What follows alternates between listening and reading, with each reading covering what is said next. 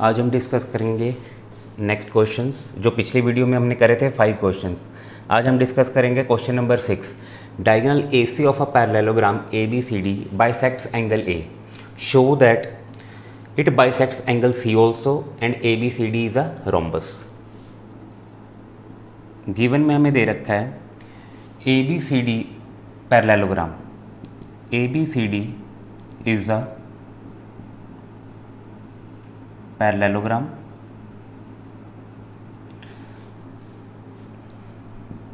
ABCD। देखो यहाँ पे डायगोनल AC किसको बाइसेक्ट कर रहा है? एंगल A को, मतलब एंगल 1 किसके इक्वल है? एंगल 2 के। तो यहाँ पे लिख लोगे angle 1 is equal to angle 2। Prove क्या करना है? It bisects angle C also. इसका मतलब एंगल 3 एंगल 4 के इक्वल प्रूव करना है, और हमें प्रूव करना है ABCD is a rhombus.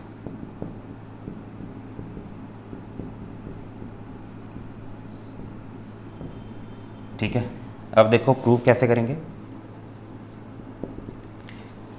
Angle 3 equal to angle 4 prove करना है, एंगल 1 एंगल 2 के इक्वल है। पहले यहीं से स्टार्ट करते हैं। गिवन जो है angle 1 is equal to angle 2, ये चीज़ मेरे को गिवन दे रखी है। ठीक है, now angle 1 is equal to angle 4। Angle 1 angle 4 के इक्वल क्यों होगा? पैरेललोग्राम दे रखा है तो लाइंस होंगी पैरेलल। ठीक है, तो रीज़न क्या आएगा? Alternate angles. ठीक है, एंगल 1 किसके इक्वल आ गया? एंगल 4 के। अच्छा, तो 2 किसके इक्वल होगा? Angle 2 is equal to angle 3। ये भी ऑल्टरनेट एंगल्स है, सेम रीज़न होगा। ठीक है, अब देखो एंगल 1 एंगल 2 के इक्वल है, तो एंगल ये जो इन दोनों के दोनों मैंने अभी लिखे हैं उनको किस में पुट कर दो? 1 के अंदर। तो पुट द वैल्यूज ऑफ, इसको इक्वेशन 2 ले लो या equation 3। Put the values of angle 1 and 2 from second and third in equation 1। ठीक है, इक्वेशन 1 थी ये, तो एंगल 1 की जगह पे मैंने लिख दिया एंगल 4 और 2 की जगह पे क्या लिख दिया? 3। ये हो गया हमारा part prove, angle 3 equal to angle 4। अब देखो आगे क्या प्रूव करना है? आगे हमें प्रूव करना है ABCD इज अ रोम्बस। अब रोम्बस कैसे प्रूव करेंगे? इसमें साइड्स हमें क्या करनी पड़ेंगी? Equal.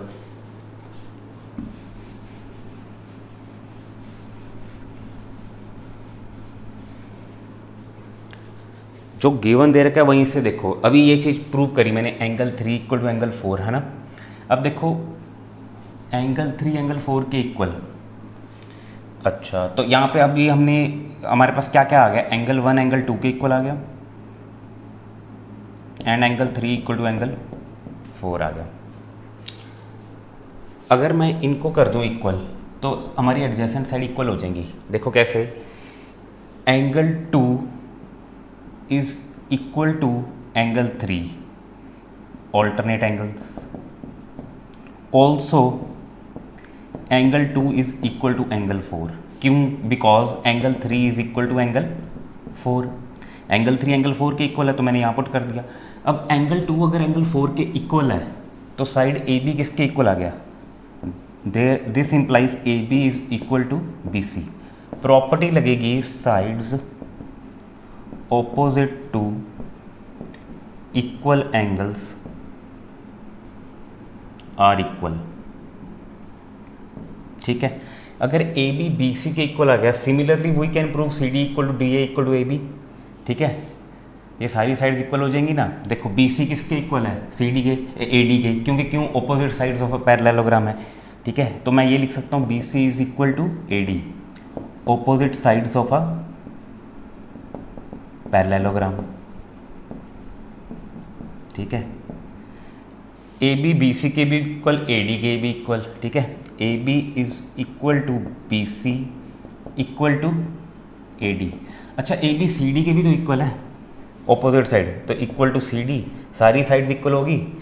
This implies ABCD is a rhombus. ठीक है, ये चीज़ होगी proof. Next question,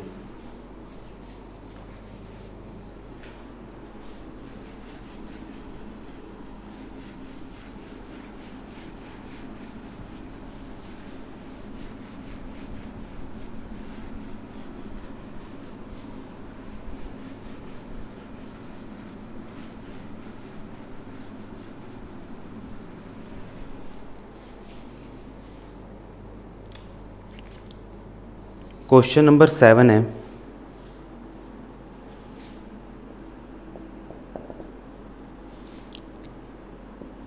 ABCD is a rhombus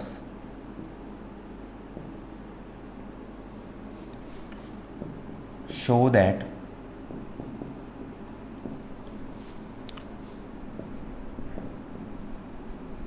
diagonal AC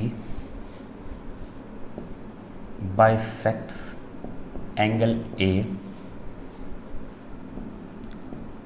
as well as angle C, and diagonal BD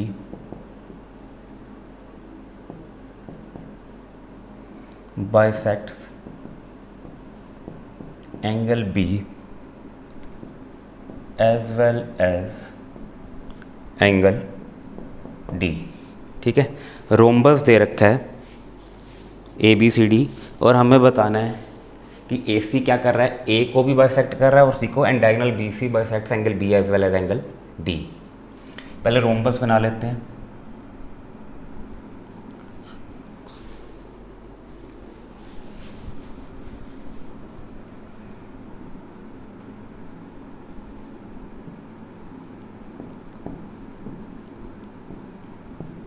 ठीक है, अगर एक भी प्रूव कर दें हम तो दूसरा सिमिलरली करके प्रूव कर सकते हैं। ठीक है, जैसे अगर मैं इसको ज्वाइन कर दूं BOD को, ठीक है, कहता है diagonal BD bisect angle B as well as angle D।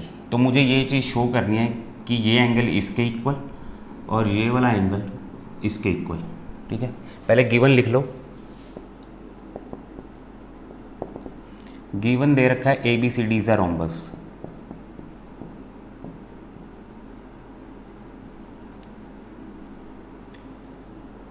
Prove करना है AC bisects angle A and C और BD bisects angle B and D।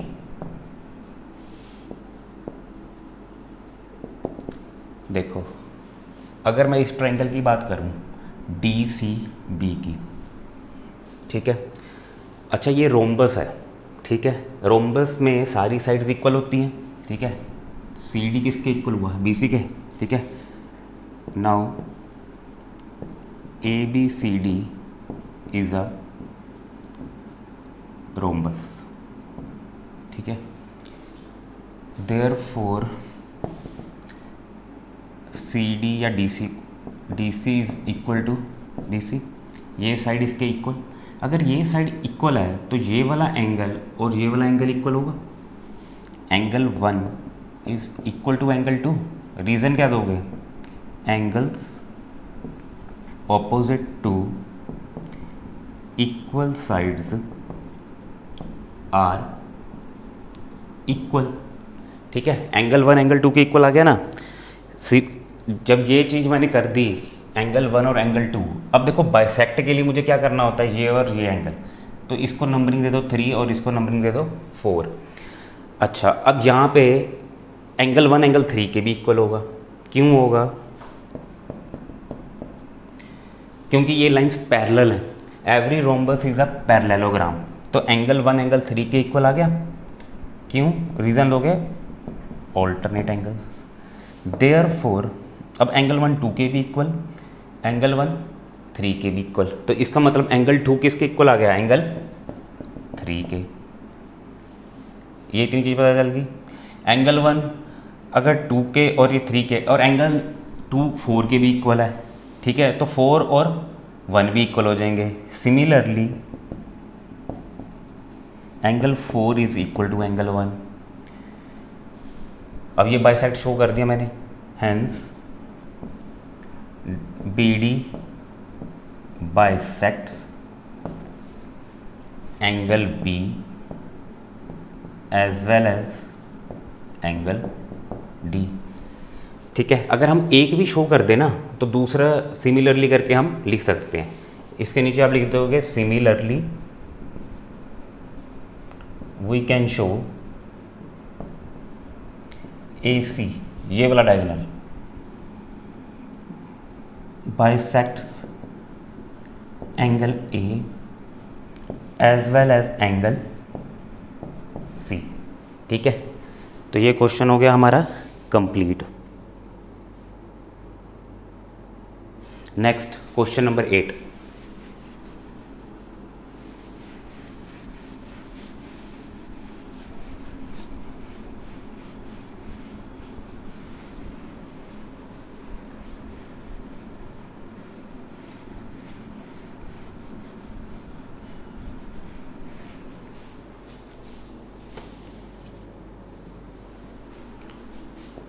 Question 8 है A B C D is a rectangle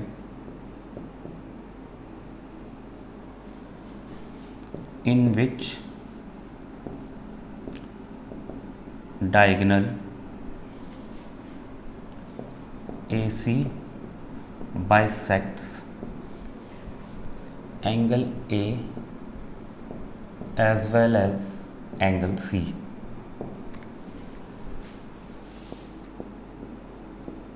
Show that ABCD is a square, और second part हमें prove करना है diagonal BD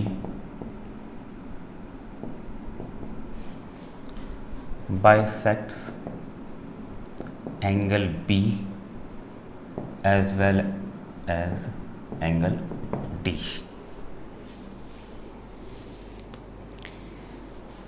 देखो A B C D एक rectangle दे रखा है,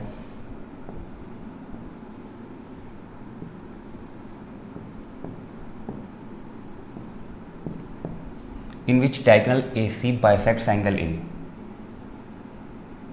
जो डायगोनल ए सी है वो किसको बाइसेक्ट कर रहा है? एंगल ए को। मतलब 1 किसके इक्वल है? 2 के, एज वेल एज सी 3 किसके इक्वल है?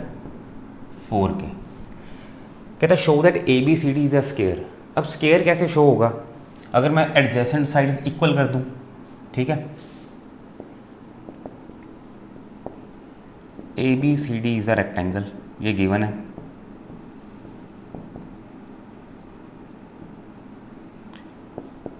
दो चीज़ें प्रूव करनी है हमें, A B C D is a square और diagonal B D bisects angle B as well as angle D. ठीक है, B D bisects angle B and angle D. देखो कैसे करेंगे प्रूफ। हमें दे रखा है A B C D is a rectangle. अच्छा, रेक्टेंगल में ऑपोजिट एंगल्स तो इक्वल होते ही होते हैं। पहले हम ये वाली चीज़ कंसीडर कर लेते हैं, एंगल ए और सी को लेके चलते हैं क्योंकि हमें पहले स्क्वायर प्रूफ करना है ना। ठीक है, अच्छा तो हम इसमें क्या लेंगे? हाँ, angle A is equal to angle C. ये मैं क्यों लिख रहा हूँ? Each 90 degree. ठीक है, सभी एंगल 90 डिग्री होते हैं। ठीक है, तो एंगल ए एंगल सी के इक्वल हो गया। Half of angle A is equal to half of angle C.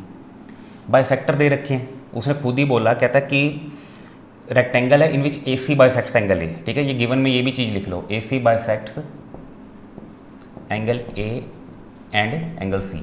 तो अगर बाइसेक्ट कर रहे हैं तो हाफ भी इक्वल होगा। ठीक है, तो half of angle A half of angle C के इक्वल, मतलब एंगल 2 किसके इक्वल? एंगल 4 के। अब 2 और 4, 2 के ऑपोजिट साइड सी डी और 4 के opposite A D. This implies A D is equal to D C. ठीक है, reason because sides opposite to equal angles are equal. AD को DC के इक्वल कर दिया। DC किसके इक्वल है? AB के। तो AD is equal to DC equal to AB।